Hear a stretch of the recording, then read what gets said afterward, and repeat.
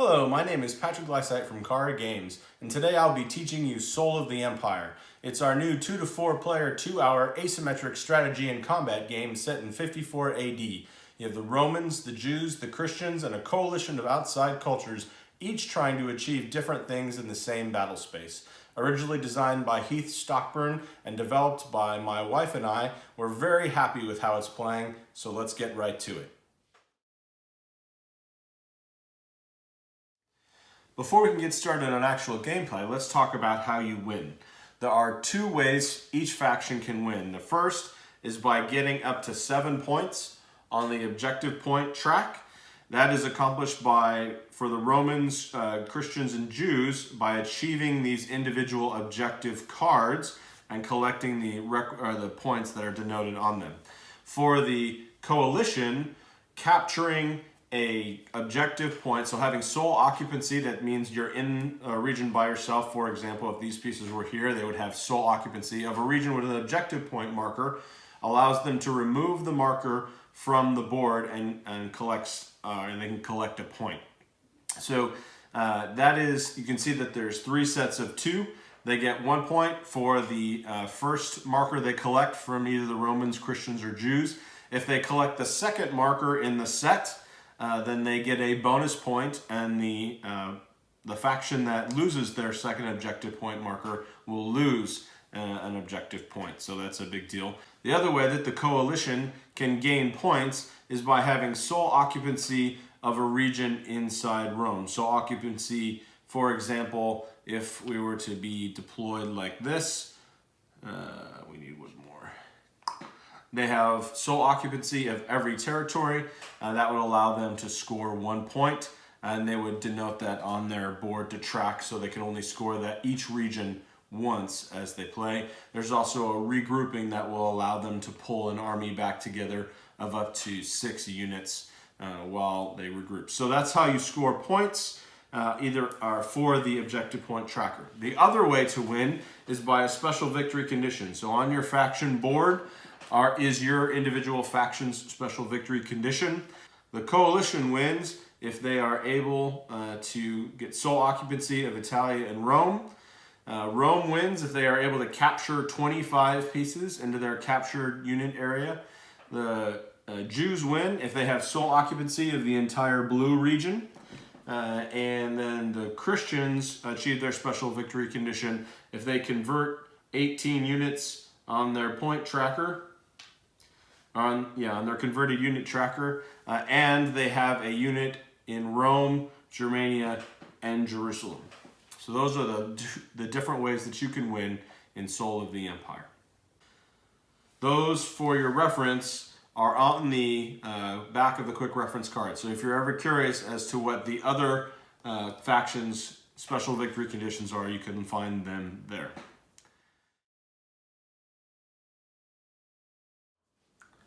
Welcome to Setup. What you see here is the setup about halfway through. The first thing you do is you take out the objective cards, you shuffle them up, and then you reveal the first 4 across the top of the board here.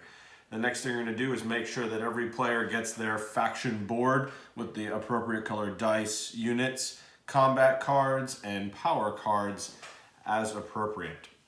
Then the next thing you're going to do is follow the setup instructions located in the top right-hand corner of your faction board. They're going to tell you where to put your individual pieces on the board and how many of them that you are going to place. There's a quick note here that the last 8 Roman units are delayed until after we put the remaining objective point markers. These 2 Roman markers are here in Dacia and Armenia based on the historic conflicts that were happening in the 1st century.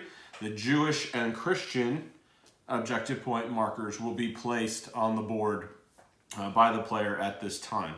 So the rules for placement are they have to be placed inside the Roman Empire. So remember, this red line that goes across the board is the boundary of the Roman Empire. So they have to be placed south and west of that line. And they cannot be placed in a territory adjacent to another objective point marker or a territory that has another objective point marker. So the Jewish player will place first. We'll say that they place the first one here in Cyprus, and then they alternate with the Christian player. So the strategy with these objective point markers is you basically are looking to place somewhere that you can get to them and potentially secure them, someplace that's not too easy for the coalition to get to them, because the coalition gets points for capturing these objective point markers. And again, they can be placed anywhere inside the Roman Empire. Once those markers are placed, the Roman player gets to place their remaining 8 units. So let's see, I'll just put a couple of them on the board here in places that might be a setup for follow-on maneuvers here for the Romans. Also remember, every player needs to put at least one of their pieces up here on the objective point track. And then you have to roll and ready your dice. So as you can see, we've got several different dice sequences set up here to demo how they can look. The Jewish player gets the advantage of starting with one of their revolt power cards, so that's simulated in their hand. They also get to choose 2 values of dice after rolling and readying. So that's, you roll 3 times looking for either a set or a sequence to develop.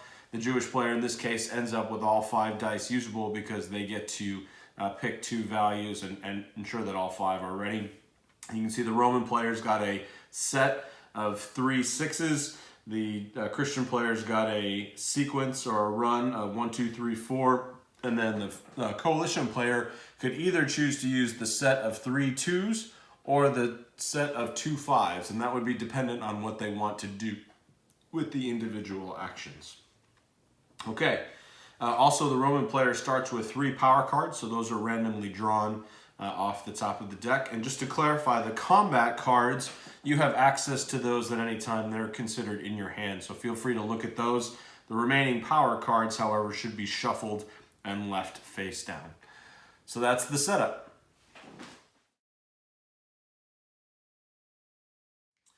When it's your turn in Soul of the Empire, you have your dice, and that is going to determine how many actions you get to take. But your turn itself is divided up into 3 different phases.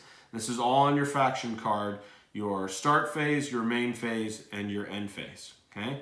So in your start phase, if you have power cards that have a green start container like this one does, then you can play those during the start phase. However, you're only allowed to play 1 power card during your entire turn. So make that decision wisely, okay? If you have any active power cards that would be stored right below your active or your faction board, then you get to take advantage of those. Some cards will stay in your faction and give you bonuses multiple rounds. So that's what happens in the start phase. If you're the Roman player, you may also be able to score some claimed objective point cards in the start phase. But in the main phase is when you'll be doing most of your actions using your dice. The question is, how do you choose which actions to do? So what you need to do is, if you're the Jews, the Romans, or the Christians, you'll be reading the objectives that are up here to see if there is an objective that's easily aligned with where you are on the board. You can get there using the number of actions that you have. Once you have decided kind of what you're working toward, or if there isn't, then you can just simply work toward your special victory condition to try to set yourself up for success on a follow-on round. Okay. Once you've decided what kind of the point of your or purpose of your turn is going to be, then you use the actions that are annotated here on the faction board.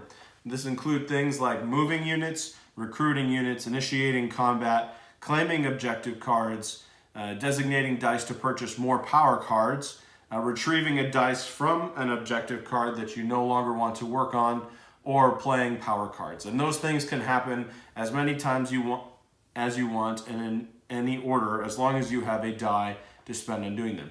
Some of those actions are affected by the value of the dice, but most of them are not. So if you want to move units, that is a thing that is affected by the value of the dice, right? So if you used a 2 from your unspent dice area, you would move it to your spent dice area.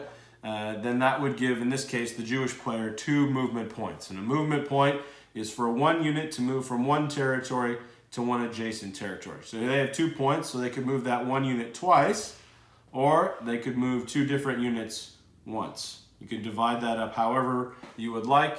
You also do not have to use all of the points on that given dice if you do not want to. One quick thing about moving is you are never allowed to have more than 6 pieces. 1, 2, 3, 4, 5, 6. There we go. In a given territory at a time. So that's an important restriction while you're moving around. Next up would be recruiting. So recruiting is how you add new pieces to the board. You recruit new units to where you are. An important restriction though is that you cannot recruit new units in a unit or in a territory that has a coalition unit in it, right? So for example, if the Romans wanted to use one of their 6s to recruit, they would get 6 units. This is again an action that's affected by the value of the dice. You can divide them up in different places, and you do not have to recruit all the pieces if you do not want to, but they could not put any additional pieces here because the coalition is here. So they could put one here, here, they could scatter them out, however they wanted to across the places where they are and Jews and Christians are, but they cannot recruit where. The same is true for the Jews and the Christians. They can't recruit where the coalition is. The coalition can also not recruit in a territory where another faction is. So a coalition could also not recruit new pieces to that territory. Okay, so we covered moving and recruiting, claiming objective cards. For that, you take a dice of any value and you would put it on the objective that you are claiming. And that just shows that you are working toward that objective. We'll deal with scoring objectives in the end phase. Okay? You could designate dice to purchase power cards. So for example, if Rome wanted to buy some power cards, you take 1 dice out of your dice sequence and you put it in the power card die area. You can also augment that with 1 die from outside your die sequence. So this 4 and 1 would not have been used on the Romans' turn, but they could take, as long as they're using 1 dice from their sequence, they could take 1 dice from outside their sequence. And that's important because power cards cost 2 pips for each. So now they'll be able to buy more power cards at the end of their turn and then discard down to their hand limit of 3. So that's how you designate dice for your power card. And if you have a power card, obviously you could play it in the main phase as long as it's got a main, or if it says during any combat, during a combat. So let's talk a little bit about what combat is. Combat in this game uses a deterministic kind of model. So the base value for your combat starts with the number of units you have in that territory. So here we have Rome has 2, there's 1 coalition. The coalition has a unique rage track bonus here that affects their combat value. It goes from +3 down to -2. So at the start of the game, it starts at 2. So right now, they actually have a resting combat value of 3, given the 1 unit plus the 2 rage. Then each player will take a combat card of their choice from their hand, and then you will put those face down. If you're going to use a power card, you have to play those before the player, or play them face down before the players pick their combat card so that they know there's a power card involved. And then the combat cards are revealed. Okay, so in this case, we have 3. Oh, sorry, I picked the wrong. There we go. Okay, in this case, we have, it was 1 point for the coalition, +2 for the rage, +3 is going to be 7. Sorry, yep, that's 7. And then we've got 2 + 4 for the Romans would be 6. This text allows the coalition to cancel any plus or minus modifiers. This text says after combat is resolved, your opponent removes 1 unit from their supply and places it in your captured unit area. So even if the Romans lose this combat, they're going to get to capture a coalition piece, right? So now between the Romans and the Jews and the coalition, the high value of the combat wins. So in this case, the 7 beats the 6, so the coalition is going to win. The 2 Roman units are killed back to their Roman unit supply. The coalition unit remains there. Their rage after winning the battle is decreased by 1 point. They also have the opportunity to plunder. That's a faction-specific rule for the coalition that allows them to move or to discard an active power card from the faction they've beaten, or to steal a power card from their pile. We'll talk some more about that later. Because of the text on this Roman card, you'll take one of the coalition pieces from supply and you'll put that in the captured unit area, working toward the Romans' special victory condition.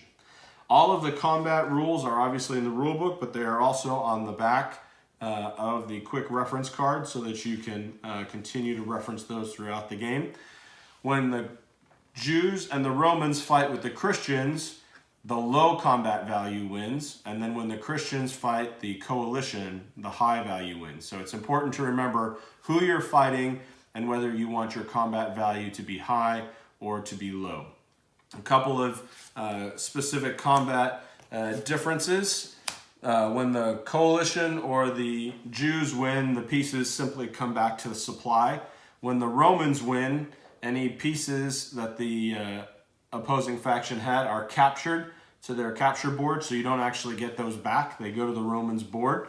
And then for the Christians, if you fight the Christians and the Christians win, then the Christians would convert based on the difference in the combat value. So say the Christian final combat value was a 4, and the Roman final combat value was a 5, then the Christians can take 1 Roman piece off, return that to supply, and then can place 1 Christian unit that they have converted into that same territory.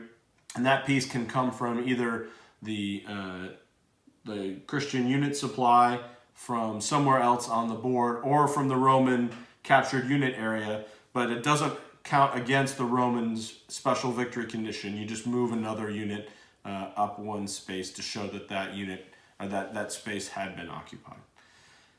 Okay, so the other things, couple things that the coalition can do, they can spend a die to increase rage, just like power cards that cost 2 per pip. So say, for example, the rage tracker was all the way down at -2 and the coalition player wants to devote an action to increasing that so that they're more effective. They can spend this 5 to move that rage up 2 spaces. It will round down, obviously, 2 pips per rage. The other thing that a coalition can do is to block an objective. That has to be done with exactly 6 pips on either 1 die or with 1 die out of your sequence and 1 isn't. So let's say, for example, this was a 1. Okay. Then you could take the 5 plus the 1 and you put them up here on an objective to prevent that faction from pursuing that objective. Now your dice are going to stay there until either the objective card is achieved by one of the other factions or you retrieve your dice. So there's a penalty for doing that, but you can stop a faction from achieving a particular objective that you want. The coalition can do that to 1 faction or to 1 of the 4 objectives that are available to each faction, but you can't block multiple of the same faction. Okay, let's see. I think that's about it for the main phase. When you are done with the main phase, let's see, for example, if we had all of these cards or dice over here, the Roman player was finished. So they weren't able to use that die because it wasn't in the sequence. Now they go through the end phase. If you have a end phase power card, you can play that. If you've dedicated dice to purchase a power card, like in this case the Romans have, then you can draw those power cards. Remember, there are 2 dice per pip, so that would allow them to draw 5. Oh, sorry, these are the combat cards. 1, 2, 3, 4, 5. Now they have 8 in their hand because these 3 started in their hand. They would have to go through and discard down to the hand limit of 3. So they would end up discarding 5 power cards. So normally it doesn't make a whole lot of sense to buy lots and lots of extra power cards, because when you discard them, they go face up and you don't get a chance to see them again. They don't go back into the pile. But you're left with what you've chosen. Those go back into your hand for potential further use. The dice from the power die or power card die area move up into the spent die area. And now you will roll any unspent or spent dice to roll and ready for your next turn. This order is important because if they had a die out here that had been claimed, that die does not get rolled and ready. So we roll here, we've got a 1, 2, 3, 4. That's a good roll. So we can just keep that, and that makes a 4 action dice sequence. Again, you could roll up to 3 times looking for the specific thing you want.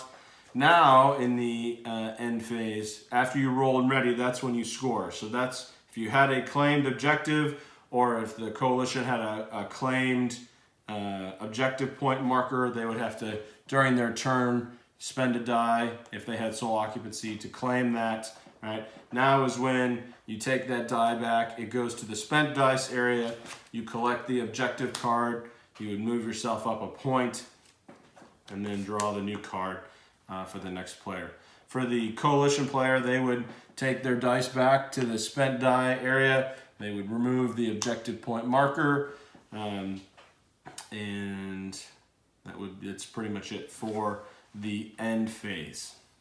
So again, you work through your turn, start, main phase, end phase, looking to move to achieve some objective points, either via cards or if you're the coalition by capturing objective point markers on the board. And then play starts with the Roman player, and you cycle to the left around the table until either someone achieves 7 points or achieves their special victory conditions. That's the general order of play.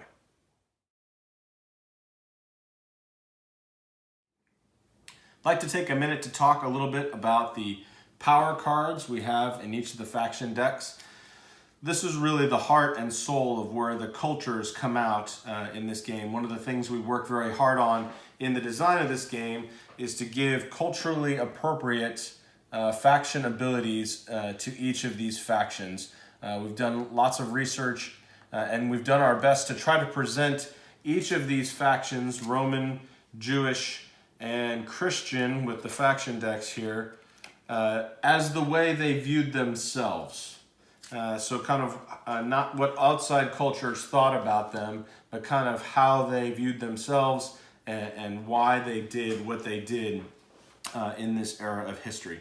So we've got the faction decks here, and we have a whole errata in the back of the rule book that explains in detail what each card does and how it's used.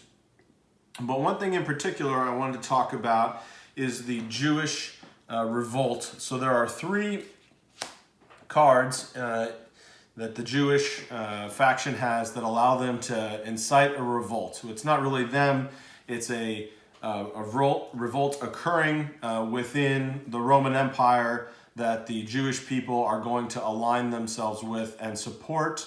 The Jewish player will actually control this. This will be an active card that will stay in their area just below their faction board. This particular merchant revolt allows them to place 5 gray. You'll note these are white. In the final version, they will be gray. They're called the gray faction. And the Jewish player gets an extra die, and that die can be used only to move or to initiate combat with the gray faction. And so essentially it gives the Jewish player an additional action, an additional strength wherever they choose to play that merchant revolt. They each have a different kind of placement restriction. So they place the 5 gray pieces, and they can use this yellow die to move or combat with those gray pieces until the gray pieces are removed. You cannot recruit initially with the revolt or with the gray faction. That's another Jewish power card gives you that ability. What can be interesting about that is that the Jewish faction can have Jewish pieces and gray faction pieces present in the same location. You can have up to 6 of each faction units, in the given territory. And then this affects combat in that area. So for example, say we had 2 Roman pieces in here, and they wanted to fight the Gray faction. The Romans want to put down the merchant revolt. And the Romans have a starting value of 2. They'll be fighting the Gray faction, so no Jewish pieces will be injured in this combat. However, you add the number of Gray faction units you have, plus the number of Jewish units you have as the starting value. So in this case, the starting value for this combat will be 9 instead of just 5. So the Romans are going to have a much more uphill battle to try to fight as they look to take out that Gray faction. Now, if Rome managed to win, like I said, they would wipe out the Gray faction units, and because all of the Gray faction units would have been lost in that battle, the Jewish player would lose the die and the power card would get discarded. But the Jewish pieces here are not actually affected by that Gray faction combat. If the Romans decided to attack the Jewish units, then the combat value instead would also have starting value would also have been 9. If the Jews lost, then the Jewish pieces would be removed, but the Gray faction would be unaffected. So it can be a pretty powerful tool for solidifying control over a specific territory and protecting pieces in that territory as you play them with the Gray faction. And other rules clarifying the other power cards and the Gray factions are contained back in their special section in the back of the rulebook.